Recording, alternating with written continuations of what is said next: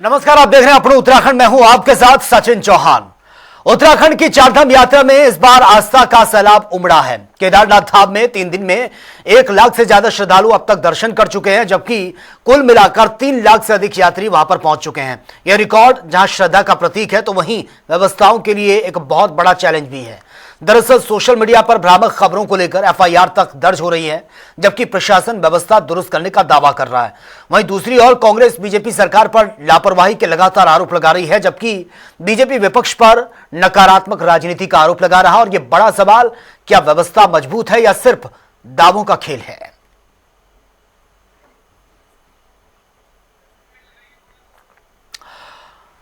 तो देखिए, भारी मात्रा में श्रद्धालु चारधाम का रुख कर रहे हैं और बढ़ती तादाद एक बहुत बड़ा चैलेंज भी है, क्योंकि चारधाम में व्यवस्थाओं को लेकर हर बार सवाल खड़े होते हैं और कुछ इस तरह की लगातार खबरें भी सामने आ रही हैं। हालांकि सरकार की तरफ से बड़े बड़े दावे किए जा रहे हैं कि ऐसा कुछ नहीं है, यात्रा बहुत सुरक्षित, सरल और सुगम है। किसी भी यात्री को, किसी भी श्रद्धालु को कोई भी दिक्कत नहीं होगी। और इसी पर ही आज हम चर्चा भी करेंगे। कुछ खास मेहमान हमारे साथ बने हुए, उनसे इंट्रोड्यूस आपका करवा देता हूं। हमारे साथ डॉक्टर सुनीता बोड़ाई हैं, बीजेपी नेत्री हैं, इस वक्त सीधा लाइव बनी हमारे साथ।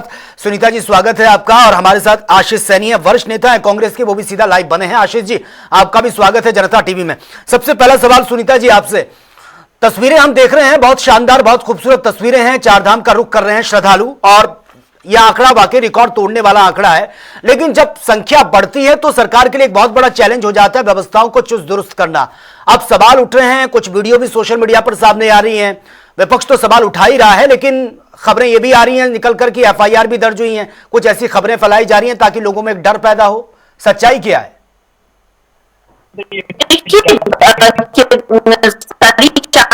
सुरक्षित और सुगम तरीके से हो रही है। प्रत्येक श्रद्धालु को दर्शन का लाभ मिल रहा है।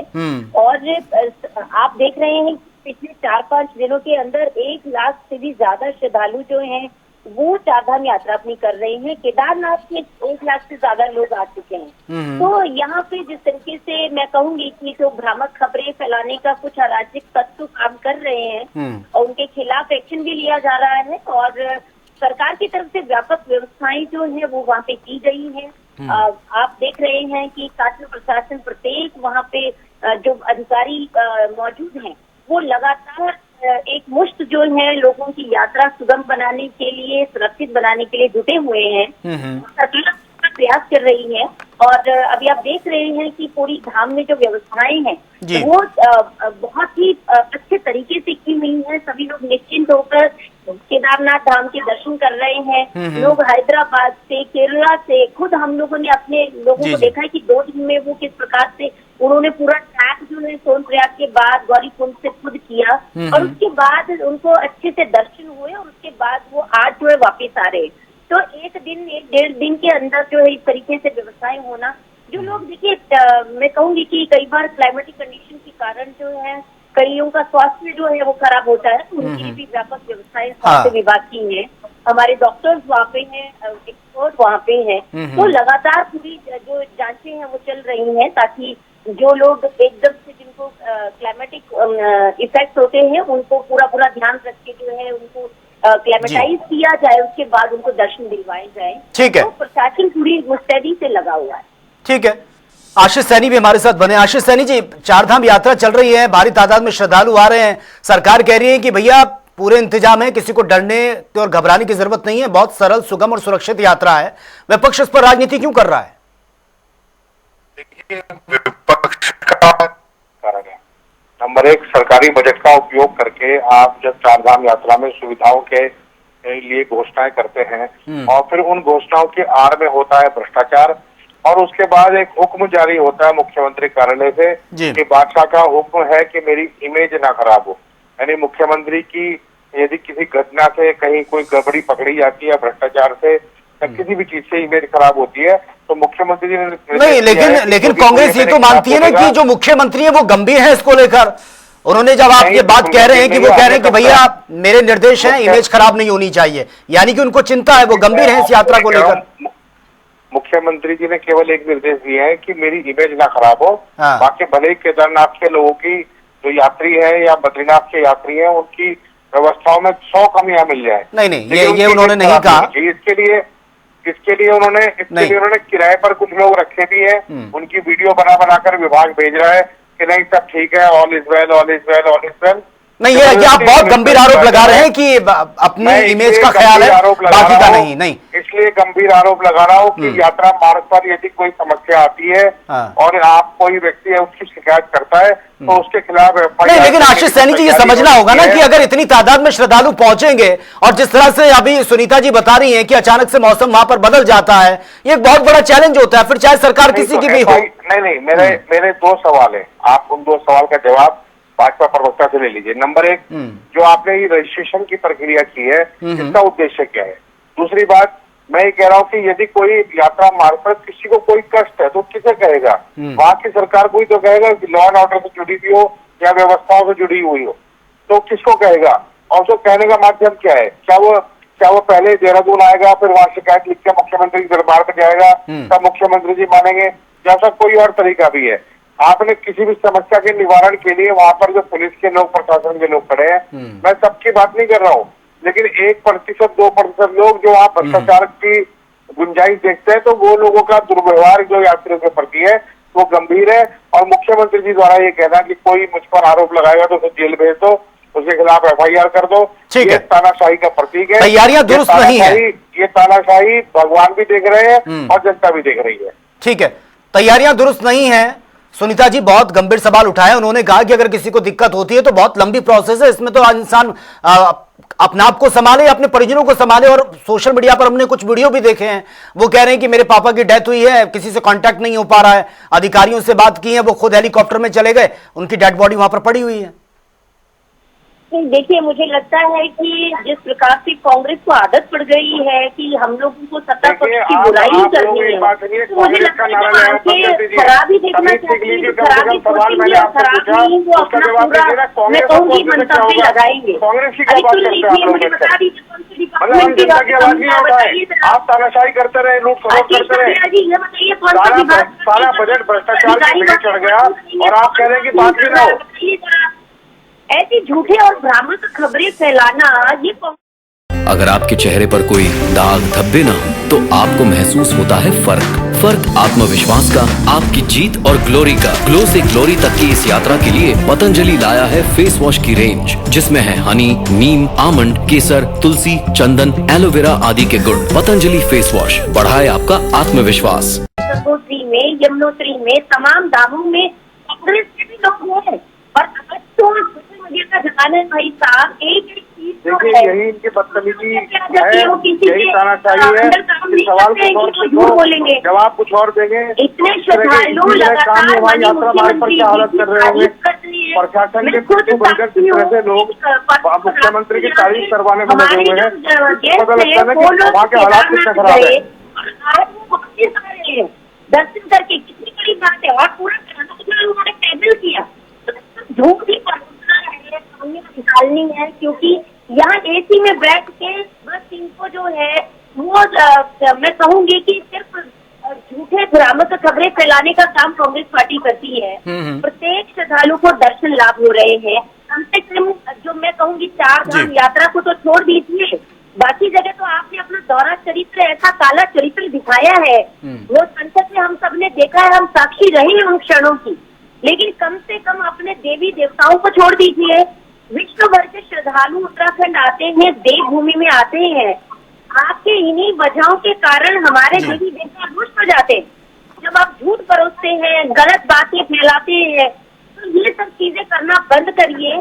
पिछली बार भी इनके जो मैं कहूँगी सो कॉल्ड प्रदेश अध्यक्ष थे, वो केदारनाथ बचाओ यात्रा के लिए गए थे और बाद में स्विमिंग पूल में मिले सबके सब। तो ये धूर्त लोग हैं, झूठ बोलेंगे, हमेशा झूठी बातें करेंगे और जनता को भ्रमित करेंगे। आप बताइए, 4 दिन के अंदर 1 लाख प्लस श्रद्धालुओं ने दर्शन लाभ लिए। नहीं ठीक है, ये लेकिन सुनीता जी सवाल ये भी हो जाता है ना, क्योंकि यात्रा में इससे पहले भी जो 4 धाम यात्रा की शुरुआत हुई थी, हमने देखा बहुत से ऐसे इंसिडेंट हुए थे हेलीकॉप्टर वाले, आपको भी याद होगा। लेकिन हर बार कुछ ना कुछ जरूरी होता है ये सीखना कि ताकि व्यवस्थाएं जो है दुरुस्त हो सकें, और विपक्ष का काम है कि वो आपको सुझाव दे। लेकिन इस पर राजनीति कौन कर रहा है, क्योंकि खबरें ये भी निकलकर सामने आ रही हैं कि कई लोगों के खिलाफ FIR भी दर्ज हुई है।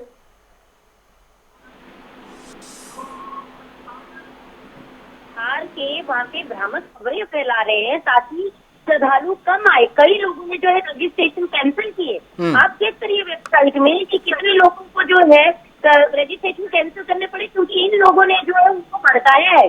तो ये मत कीजिए, इससे हमारे पहाड़ियों का जो हमारे वहाँ पे भाई बंधु इतने हाई एल्टीट्यूड में काम करते हैं, बोझा उठाते हैं, उनकी रोजी रोटी का सवाल है आशीष जी।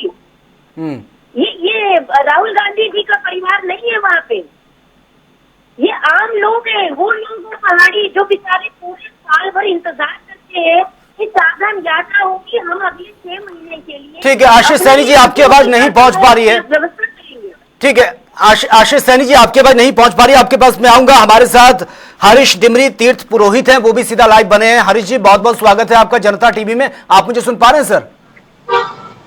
जी जी जी। हरीश जी सीधा सिंपल सवाल मेरा यही है, क्योंकि चारधाम यात्रा की शुरुआत हो चुकी है और हम तस्वीरें देख रहे हैं, बहुत खूबसूरत है। क्योंकि जब भारी तादाद में तीर्थयात्री दूर दूर से श्रद्धालु न सिर्फ देश बल्कि विदेशों से चारधाम का रुख करते हैं तो एक उम्मीद जगती है, क्योंकि आस्था का केंद्र है, करोड़ों लोग यहां पहुंचते हैं। फिलहाल अभी जो यात्री पहुंच रहे हैं, क्या सुविधाएं व्यवस्थाएं सरकार की तरफ से जो बड़े बड़े दावे किए गए हैं वो दावे जो दुरुस्त हैं या अभी भी कुछ खामियां हैं? नहीं, सुविधाएं और व्यवस्था महामंत्री चारधाम तीर्थ पुरोहित कुकधारी महापंचायत उत्तराखंड का महामंत्री हूँ। जहां तक चारधाम की बात है जी, चारधाम 19 तारीख से यमुनोत्री गंगोत्री, 22 को केदारनाथ और 23 को बद्रीनाथ के कपाट श्रद्धालुओं के लिए खोल दिए गए हैं। ठीक है। जो आप व्यवस्था की बात करते हैं, व्यवस्था तो हर बार सरकार तो चाक चौबंदी बोलती है और ये देखिए कमियां तो इतनी बड़ी यात्रा है, इतने लोग आते हैं। अब रजिस्ट्रेशन आप आज की डेट में मैं आपको बता देता हूँ 22 लाख से ऊपर बता रहे हैं, लेकिन ये जरूरी नहीं है ये 22 लाख आदमी आए। हर परिस्थितियां हैं। अभी देखिए सबसे बड़ी बात यह है कि बच्चों के स्कूल बंद नहीं हुए हैं, तो जो फैमिली वाला वो तो आया नहीं। हाँ ये जरूर है इस बार यात्रा पहले के मुकाबले, हर और सालों के मुकाबले मल मास की वजह से, अधिक मास की वजह से पहले खुल गई है जी। और अभी मौसम जो है 2-4 दिन से तो ठीक है, बीच में काफी मौसम में परिवर्तन आ गया था जी। इसलिए थोड़ा सा जो मैसेज जाता है ना देश भर में, क्योंकि आजकल मीडिया का जमाना है, तो आदमी इस चारधाम की यात्रा के बारे में जो सुगम नहीं है, दुर्गम भी है। कहीं पैदल भी चलना है, कहीं पगडंडियों में चलना है जी। कोई बुजुर्ग है, बच्चे हैं, तो उस हिसाब से आदमी घर से प्रोग्राम बना के आता है। देखिए जहां तक सरकार की बात है, सरकार तो यही कहेगी मैंने तो हर जगह चाक चौबंद कर रखा है जी। लेकिन सबसे बड़ी बात है तो जो रजिस्ट्रेशन वाली मामला था ना, हाँ। वो हर बार खड़ा हो रहा है। पिछली बार ये हुआ कि रजिस्ट्रेशन के अलावा कोई नहीं जाएगा और सीमित यात्रा रखी जाएगी। चलो इस बार उन्होंने एक बात कर दी है कि चलो जी हम संख्या को सीमित नहीं रखेंगे। अब आप तो उनको गिनेंगे ना जो रजिस्ट्रेशन कर चुके होंगे, बिल्कुल। लेकिन जो धरातल पे आ रहे हैं ना, गिनती तो उनकी होनी चाहिए। ऐसा है पहले से ही, जब से ये यात्रा चली है जी जी। जगह जगह पे चेक पोस्ट बने होते थे, यात्रियों की गणनाएं होती थी, तब पुलिस वाले करते थे। ठीक है, आप ये मानते हैं कि खामियां हैं? रजिस्ट्रेशन का भी आपने जिक्र किया कि जितने लोगों के नाम रजिस्टर्ड हैं वो तो हैं, लेकिन धरातल पर उससे भी ज्यादा संख्या है, उसका कोई आंकड़ा सरकार के पास नहीं है।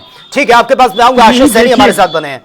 आशीष सैनी जी, सीधा सीधा सवाल यही है कि अगर खामियां हैं तो विपक्ष का काम है कि वो सुझाव दे सरकार को, ताकि उसको इंप्लीमेंट किया जा सके और इसको यात्रा को और बेहतर बनाया जा सके। ये सिर्फ राजनीति से अगर हम इसको परे हटकर देखें तो ये बहुत लोगों के रोजगार से जुड़ा हुआ है। खासतौर से हम पहाड़ों की बात करते हैं, यही वो टाइम पीरियड है जहां पर एक आमदनी कमाई हो सकती है। फिर पलायन की भी हम बात करते हैं, कहते हैं रोजगार नहीं है। रोजगार के टाइम पर इस तरीके की बातें सामने आएगी तो फिर रोजगार कैसे मिलेगा? देखिए, मेरी आवाज आ रही है आपको? जी जी बिल्कुल आ रही है सर। हाँ, क्योंकि अक्सर ये होता है कि जब हम सरकार के खिलाफ बोलते हैं तो हमारी आवाज वहाँ पहुँच नहीं पाती। नहीं नहीं सर, आपकी आवाज नहीं। दूसरी बात मैं कहना चाहूंगा, जब कोई बात नहीं, भारतीय जनता पार्टी की प्रवक्ता महोदया ने जिस प्रकार के शब्दों, जिस प्रकार के आचरण का प्रदर्शन किया है, यही आचरण और यही शब्दावली सरकार की है, जिसमें तानाशाही, अहंकार, मक्कारी और ये सब टपकता है।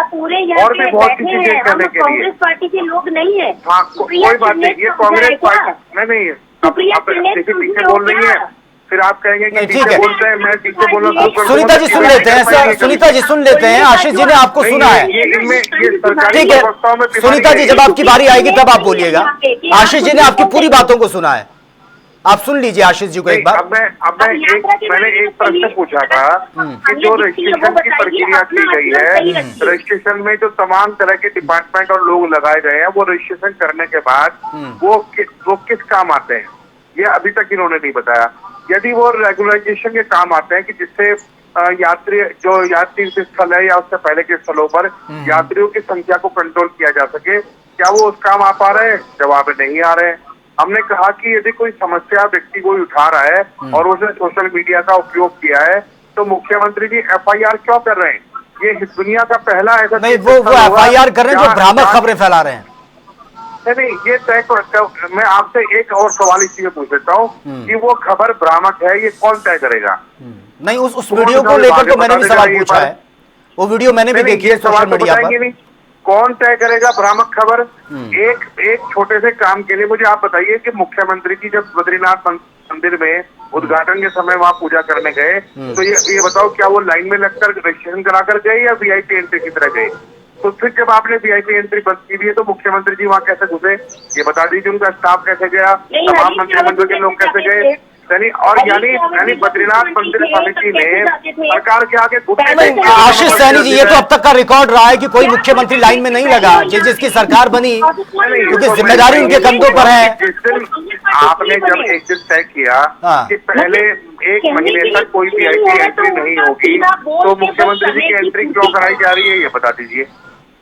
यात्रा की अव्यवस्था तो ये बीजेपी के लोग खुद कर रहे हैं, इनका बच्चा ले तो ये मंदिर को भी बेच दें, इनका कोई भरोसा थोड़ा ना है। ये तो देखिए, आप बहुत गंभीर आरोप लगा रहे हैं, ये मंदिर को बेचना, ये ऐसे शब्दों का इस्तेमाल मत करिए। यात्रा मार्ग पर व्यवस्था के नाम पर जो बजट आया है, अभी तक भाजपा प्रवक्ता ये नहीं बताया कि कौन सा बजट हमने किस मार्ग पर खर्च किया है और कैसे खर्च किया।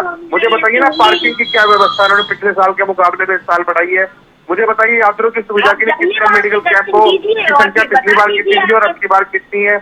मुझे ये बता दीजिए कि मुझे बता दीजिए कि जो रजिस्ट्रेशन करने में आप करोड़ों रुपए खर्च कर रहे हैं, वो कौन सी एजेंसी है जो रजिस्ट्रेशन का काम कर रही है?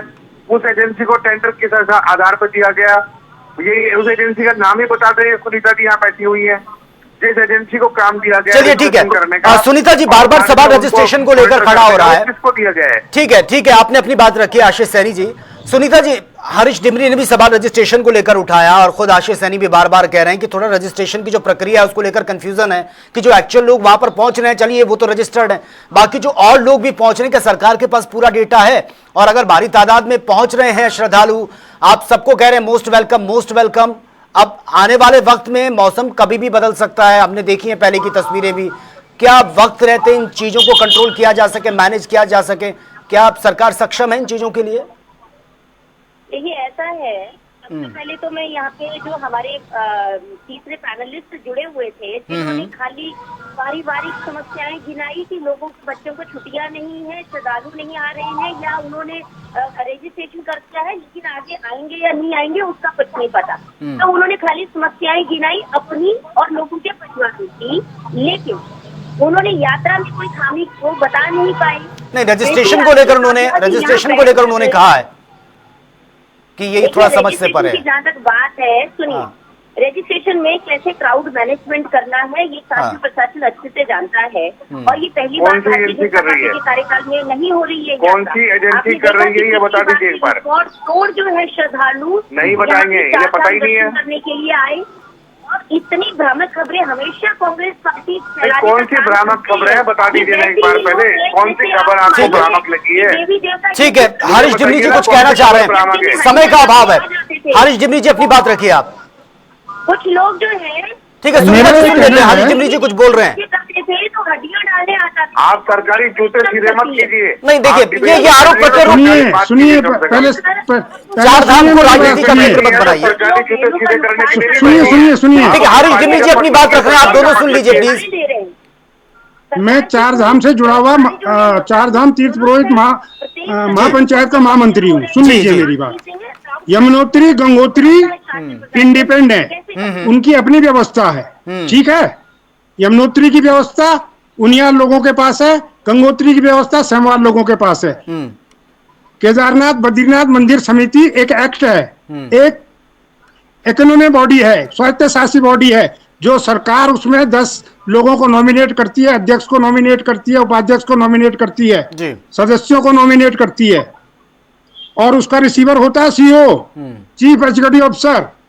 तो मैं बद्रीनाथ से जुड़ा व्यक्ति डिमरी समाज से हूं, जो रावल के साथ गर्भगृह में सहायक के रूप में काम करता है। सुन लीजिए हमारा काम क्या होता है, सुन लीजिए उसको भी। चंदन घिसना, भगवान को भोग पकाना, भगवान के अभिषेक के लिए पानी लाना, इसी तरीके से हर जगह की व्यवस्था अलग अलग है, सुन लीजिए। और जो ये रजिस्ट्रेशन वाली बात मैंने कही ना, दुनिया में क्या कहीं कहीं भी किसी मंदिर के लिए रजिस्ट्रेशन है? मुझे उससे कोई वो नहीं है कि रजिस्ट्रेशन ना हो, मैं ये नहीं बोल रहा हूँ।